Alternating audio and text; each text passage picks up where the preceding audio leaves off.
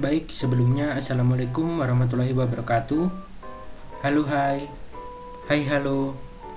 Perkenalkan, nama saya Andre Wibowo, NPM 2014 121 005. Di sini saya izin mempresentasikan PowerPoint saya dengan judul Aplikasi Pemberian Pupuk Organik Cair dari Limbah Nasi Basi dan Trichoderma terhadap Populasi Trichoderma, Keterjadian Penyakit, Pertumbuhan, dan Produksi Tanaman Cabai Merah Keriting Capsicum annum.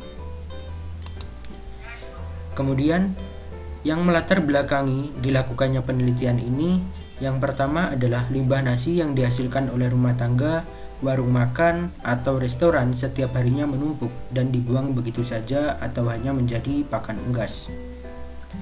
Sudah dapat dipastikan bahwa setiap rumah tangga, warung makan, atau restoran akan menghasilkan limbah nasi setiap harinya, baik itu dalam jumlah kecil maupun jumlah besar. Limbah nasi yang dihasilkan biasanya hanya dibuang begitu saja dan menumpuk dan dapat mencemari atau mengkontaminasi tanah, udara, ataupun air. Selain itu, sebagian masyarakat juga hanya memanfaatkan limbah nasi sebagai pakan dari unggas saja. Kemudian, pembuatan POC merupakan salah satu solusi untuk menangani limbah nasi ini. Pembuatan POC dan aplikasinya kepada tanaman dapat berimpak atau berdampak terhadap pertumbuhan dan perkembangan tanaman. Seperti yang kita ketahui bahwa POC atau pupuk organik cair merupakan bahan tanaman, bahan yang ditambahkan ke dalam tanah ataupun ke tanaman dengan tujuan untuk memperbaiki unsur hara serta meningkatkan pertumbuhan dan perkembangan dari tanaman. Poin yang ketiga, yakni tanaman cabai merah keriting merupakan tanaman komersil yang bernilai ekonomi tinggi. Seperti yang kita ketahui bahwa cabai merah keriting memiliki banyak manfaat seperti sebagai bumbu masakan serta sering digunakan oleh masyarakat Indonesia untuk menambah cita rasa pedas. Sebagian besar masyarakat di Indonesia merupakan pecinta pedas sehingga permintaan akan cabai merah keriting masih tergolong tinggi. Poin yang keempat, yakni produksi tanaman cabai merah keriting seringkali rendah akibat terganggu oleh berbagai penyakit. Permintaan yang tinggi akan cabai merah keriting seringkali tidak diimbangi dengan produktivitas. Mengapa demikian? Karena seringkali dalam budidaya tanaman cabai merah keriting terdapat berbagai hambatan. Salah satunya adalah serangan berbagai penyakit. Kemudian poin yang kelima, yaitu aplikasi Trichoderma memiliki banyak manfaat terhadap pertumbuhan dan perkembangan serta ketahanan tanaman. Seperti yang kita ketahui bahwa Trichoderma merupakan cendawan yang memiliki manfaat untuk pertumbuhan, perkembangan, dan ketahanan tanaman. Aplikasi dari Trichoderma dan pupuk organik cair ini tentunya dapat meningkatkan pertumbuhan, perkembangan tanaman serta menurunkan keterjadian dari penyakit pada tanaman cabai merah keriting. Next. Kemudian rumusan masalah. Poin pertama, yakni berapakah dosis pupuk organik cair dari limbah nasi basi terbaik dalam menurunkan keterjadian penyakit dan meningkatkan populasi Trichoderma, pertumbuhan, serta produksi tanaman cabai merah keriting Capsicum annum. Yang kedua, apakah terdapat pengaruh pemberian Trichoderma dalam menekan keterjadian penyakit dan meningkatkan populasi Trichoderma, pertumbuhan, serta produksi tanaman cabai merah keriting?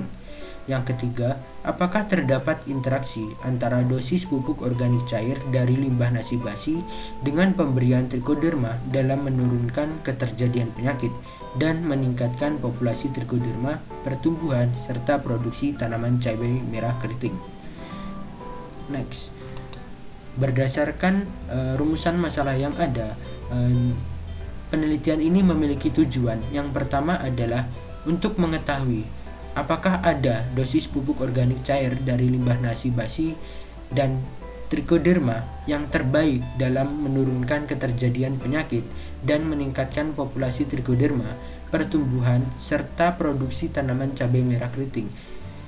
Yang kedua adalah untuk mengetahui pengaruh pemberian trichoderma dalam menekan keterjadian penyakit dan meningkatkan populasi trichoderma, pertumbuhan serta produksi tanaman cabai merah keriting.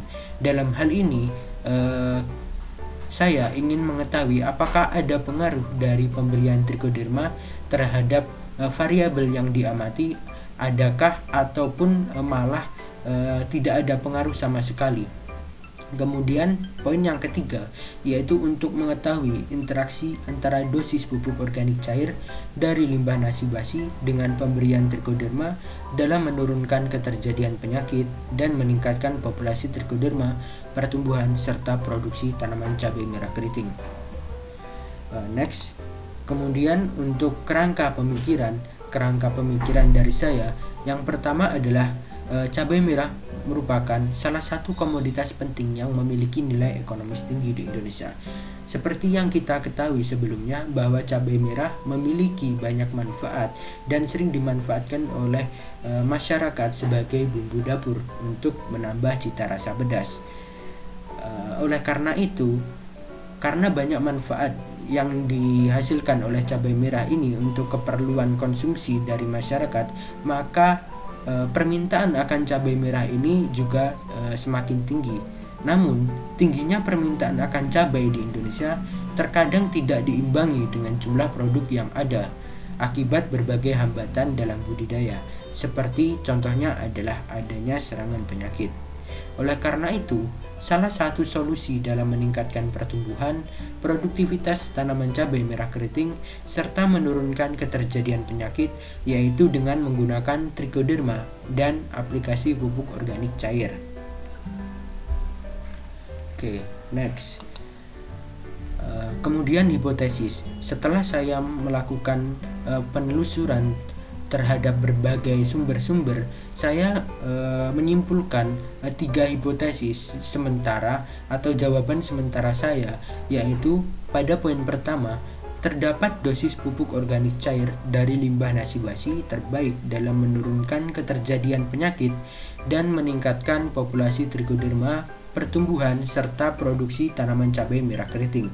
Poin yang kedua, yaitu pemberian trichoderma mampu menekan keterjadian penyakit dan meningkatkan populasi trichoderma, pertumbuhan serta produksi tanaman cabai merah keriting dibandingkan tanpa pemberian trichoderma.